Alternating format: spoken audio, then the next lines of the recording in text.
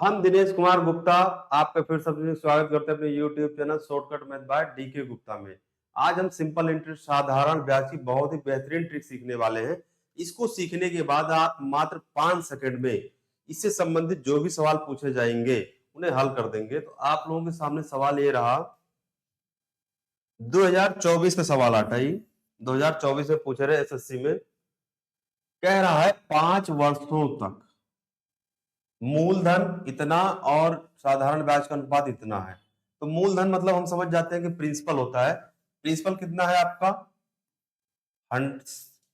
10 है, और जो ब्याज है आपका 7 है, यानी कि एसआई क्या है 7 है। अब सभी को पता है कि मूलधन कितना होना चाहिए 100% होना चाहिए। तो एक बच्चा बोला मास्टर साहब इसे 10 से गुणा कर दो। जब 10 से ये गुणा होगा तो 10 से ये भी गुणा हो जाएगा, ये हो जाएगा आपका 100 और ये हो जाएगा 70। तो ये जो 70 मिला है आपका, जो ब्याज मिला है 70%, यानी कि ये कितने वर्षों के लिए मिला है?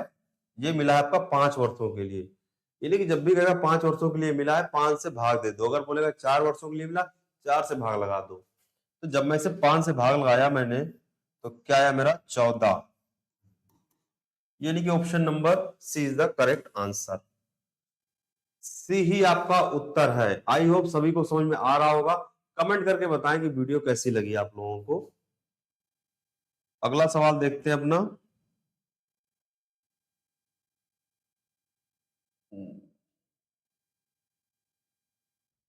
आप लोगों के सामने ये सवाल रहा दोबारा, 50,000 रुपए थे, 4 वर्षों में इतना हो गया। कह रहा है ब्याज की दर प्रति वर्ष कितनी है। तो मैंने आपको बताया कि ऐसे सवालों को हम कैसे हल कर सकते हैं। इसको इससे इससे काट देते हैं तीनों को। ये 3 जीरो कट गया, रेशियो में कन्वर्ट कर लेते हैं। ये 50 और 52 है। ये जो प्रिंसिपल है हमारा अभी क्या है 50 है, और जो अमाउंट है ये है 52। इसी में आपका एसआई भी छिपा है, ये सभी को पता होगा। यानी कि एसआई क्या है हमारा 2, और ये 2 22 है। चूंकि प्रिंसिपल क्या है हमारा 50 है, तो हमें 100 करना है कि हमने 2 से गुणा कर लिया इसको, तो हमारा एसआई भी 2 से गुणा हो जाएगा। हम कह सकते हैं कि 2 से ये गुणा, तो 2 से ये भी गुणा हो जाएगा। अब हो गया हमारा ये 100, और ये हो जाएगा 44। 100 रुपए पे आपको 44 रुपए का मिला है ब्याज।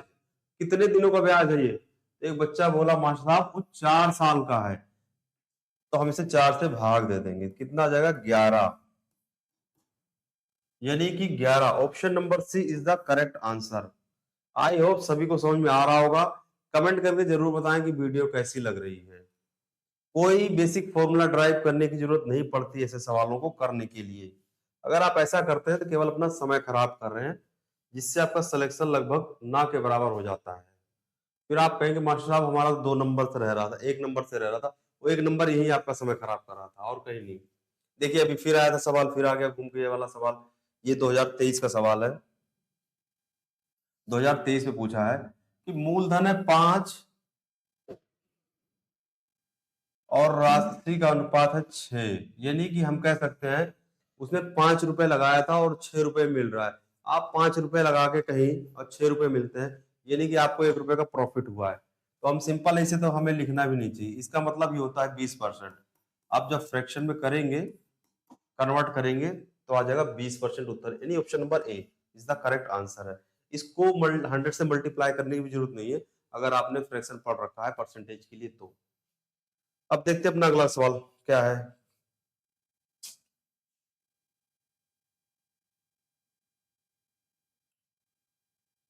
बहुत ही बढ़िया सवाल यहाँ पे, बहुत ही बढ़िया सवाल। 2024 का सवाल ये भी है। 2024 में पूछा हुआ सवाल है, 6 वर्षों के लिए 7% अधिक मिलता तो कह रहा है 1 साल में 7% मिल रहा है ब्याज, तो कह रहा है 6 वर्षों में कितना मिलेगा? 7 छंग 42% अधिक मिलेगा। तो ये जो 42% अधिक मिल रहा है उसे कह रहा है 42% तो मिलेगा, यानी कि इतना रुपए अधिक मिलेगा। तो हमने कह दिया 42% तो मिलेगा आपको। तो इसमें पूछा क्या है? एक निश्चित राशि, तो राशि बताइए। यानी कि मूलधन पूछ रहा है, प्रिंसिपल पूछ रहा है। सभी को पता है प्रिंसिपल क्या होता है आपका आपका होता है 100% होता है प्रिंसिपल। तो कह रहा 42% तो मिलेगा। 42% की वैल्यू क्या इन्होंने बता रखी है, 15 और 12। अब आपको देखना है कि किसको गुणा करूं, यानी कि इससे किससे गुणा करूं कि 15 12 आ जाए। तो मेरे को एक ही ऑप्शन इसमें दिखा। अगर मैं सिंपल गया, इन दो जो भी नंबर होता है इसमें, इसमें लास्ट के 2 डिजिट आपको हटा के देखने होते हैं। अब बताइए, मैं अगर 2 से गुणा करूंगा इसको 2 को, तो क्या हो जाएगा, 4 नहीं होगा। हाँ, 6 दूनी 12 जरूर आ रहा है, फिर दोबारा आ जाएगा 2। अगर 2 को 2 फिर से गुणा करूंगा तो नहीं आएगा, 1 करूंगा तो भी नहीं आएगा, 1 आ सकता है लेकिन।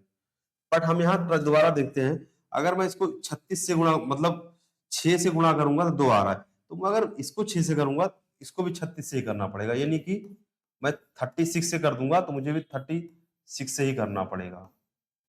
ऑप्शन नंबर आपका C is the sorry B is the correct answer. I hope सभी को समझ में आ रहा होगा। ऐसे ही सवाल हर एग्जाम में पूछे जाते हैं और इन्हीं अप्रोच को फॉलो करके ही सॉल्व किया जाता है। अगर आप बेसिक्स को अप्रोच लगाते हो, एसआई लिखते हो, पीआरटी अपोन में 100, ये केवल आपका समय खराब करेगा। और जो बढ़िया बच्चा होगा, जिसका सिलेक्शन होने वाला होगा, ये शॉर्टकट की अप्रोच लगाएगा और आगे बढ़ जाएगा, आप देखते रह जाएंगे उसे।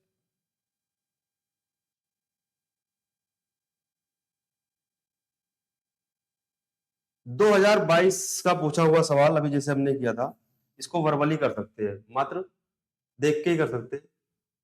5% क्या है, 5% दर है और 3 वर्ष के लिए। तो एक बच्चा बोला कि मास्टर साहब, 1 साल में 5%, तो 3 साल में 15%। 15% की वैल्यू क्या है, 600। तो हमने कह दी वेरी गुड, 600 है। 15% की वैल्यू, एक बच्चा बोला 600। तो इसमें फिर दोबारा क्या करें, राशि बताइए, यानी कि प्रिंसिपल।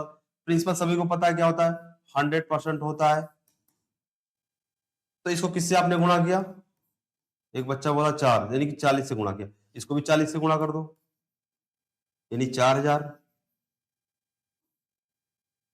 यानी option number D is the correct answer. I hope सभी को समझ में आ रहा होगा। अगर आप इसको बेसिक तरीके से जब भी सॉल्व करते हैं, बहुत ज्यादा समय खराब हो जाता है, जिससे सिलेक्शन के चांसेस लगभग ना के बराबर हो जाते हैं। इसीलिए जिनका भी सिलेक्शन होता है, वो हमेशा शॉर्टकट की अप्रोच फॉलो करते हैं और फट से आप आंसर लगाते रह जाओगे जब तक वो आगे वाले क्वेश्चन में पहुंच जाता है। अच्छा, इस थोड़ा इसमें चेंज है, थोड़ा सा माइनर सा चेंज है ये। इसमें कह रहा है, चेंज हो जा, change.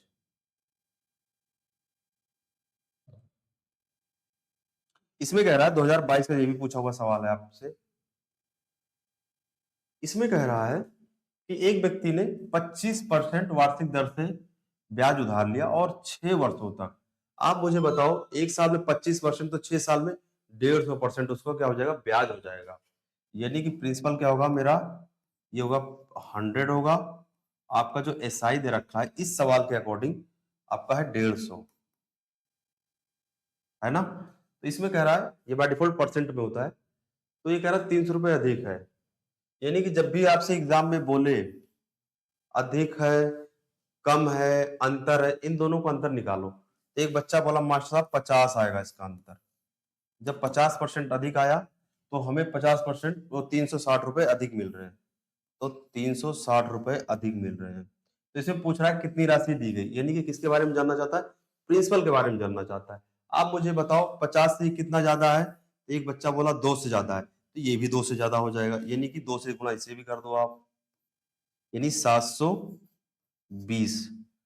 Option number C is the correct answer. जो आपका सी है यही आपका उत्तर है। अब देखते हैं अपना अगला सवाल।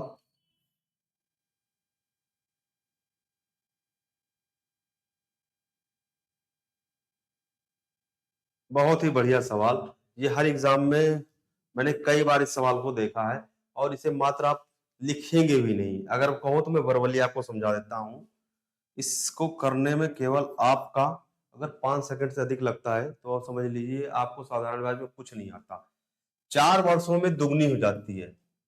तो जो आपको ब्याज मिलेगा, एक मिलेगा। और यहां मैं लिख देता हूं टाइम। टाइम लगा 4 साल। इसका कंसेप्ट क्या है, आप ये समझिए कि आपने 1 रुपए जमा किया और आपको 2 रुपए मिला। 1 रुपए क्या मिला आपको? ब्याज मिला। 1 रुपए ब्याज लेने के लिए आपको 4 साल लग गया। तो कह रहा उसी की दर पे जमा किया गया 7 गुना कितना हो जाएगा? यानी आप 1 रुपए जमा करेंगे तो 6 रुपए ब्याज मिलेगा। तो हमने कहा साहब 6 रुपए ब्याज मिलेगा, तो कह रहा कितने समय में मिलेगा? अब आप इसको चाहे तो इससे गुणा कर सकते हैं, यानी कि ये 6 के मल्टीपल पे है। अगर ये 6 के मल्टीपल पे है तो ये भी 6 के मल्टीपल पे होगा। तो 24 साल, आपको 24 साल लग जाएंगे 6 गुना होने, यानी कि 7 गुना होने में 6 रुपए आपको ब्याज मिलेगा। Option number A is the correct answer है। इसको वर्बली भी कर सकते हैं, अगर अभी क्वेश्चन आएगा देखते हैं इसे कैसे।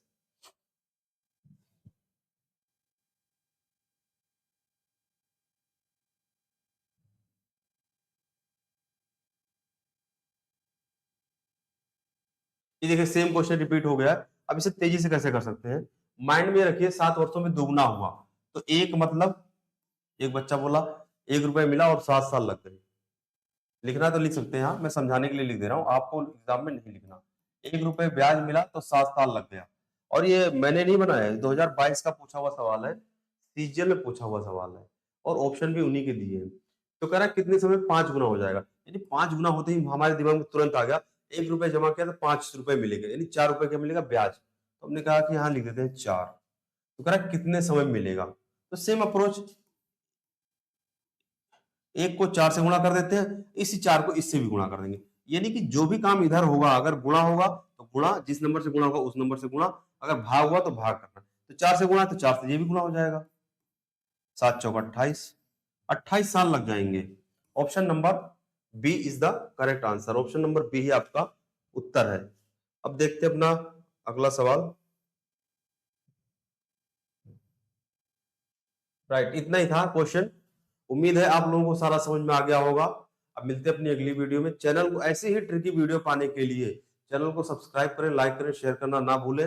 कमेंट करके बताएं कि वीडियो कैसी लगी। मिलते हैं अपनी अगली वीडियो में।